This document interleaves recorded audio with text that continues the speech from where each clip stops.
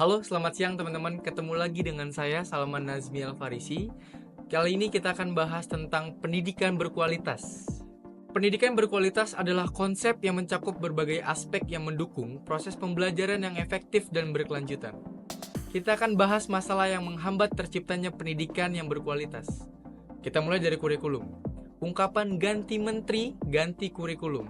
Mungkin ada benarnya. Fenomena ini telah menjadi semacam tradisi yang problematik dalam landscape pendidikan nasional.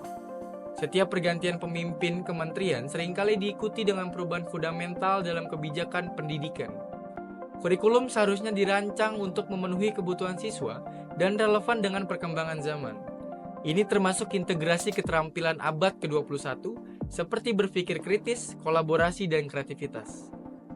Berbagai nama kurikulum yang pernah diterapkan di Indonesia diantaranya Kurikulum Rencana Pelajaran 1947, Kurikulum Rencana Pendidikan 1964, Kurikulum Tingkat Satuan Pendidikan atau KTSP 2006, Kurikulum 2013, dan Kurikulum Merdeka. Perubahan kurikulum adalah hal yang sangat amat normal karena tujuan untuk perubahan kurikulum adalah meningkatkan mutu pendidikan dan menyesuaikan dengan perkembangan zaman. Namun, perubahan peraturan pendidikan yang terlalu sering dan drastis dapat menimbulkan kebingungan dan kesulitan bagi para pelaku pendidikan seperti guru, murid, dan orang tua. Oleh karena itu, perubahan peraturan pendidikan sebaiknya dilakukan secara bijaksana dan terukur, dengan mempertimbangkan dampak yang akan terjadi. Tentang pengajaran yang efektif, metode pengajaran yang bervariasi dan interaktif dapat meningkatkan keterlibatan siswa secara aktif. Contohnya, di era digital, pengajaran dapat dikombinasikan dengan online education seperti Ruang Guru, Zenius, atau Coursera.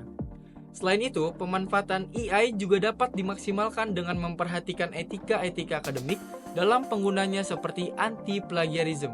Lalu, terkait aksesibilitas, pendidikan berkualitas harus dapat diakses oleh semua lapisan masyarakat, tanpa memandang latar belakang ekonomi, sosial, atau geografis. Contohnya, sistem zonasi yang diadopsi dari Finlandia kerap menghasilkan masalah karena pemerintah menyusun aturan secara serampangan dan tidak memperhatikan infrastruktur yang mendukung, pemerataan yang mendukung, kualitas pendidikan, birokrasi, mutasi, dan pemahaman masyarakat yang benar.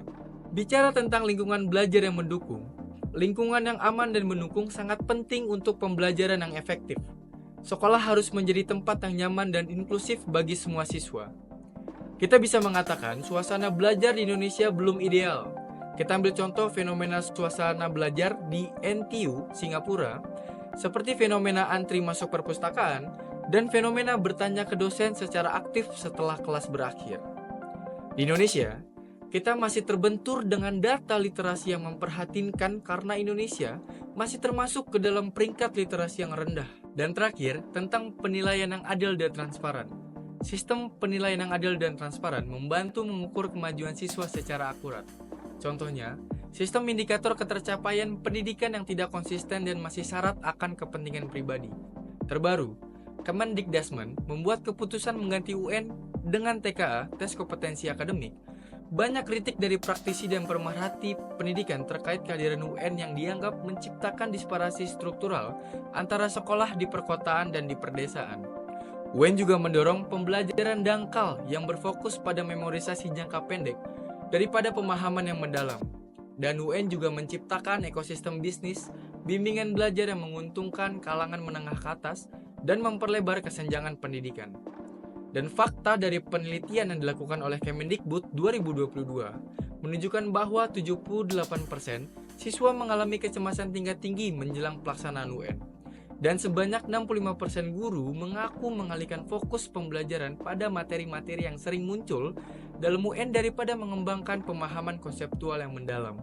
Sekian obrolan kita kali ini, sampai jumpa kembali di posting selanjutnya, podcast Tiamers Everything. Dengan saya Salman Nazmi Al-Farisi, sampai jumpa.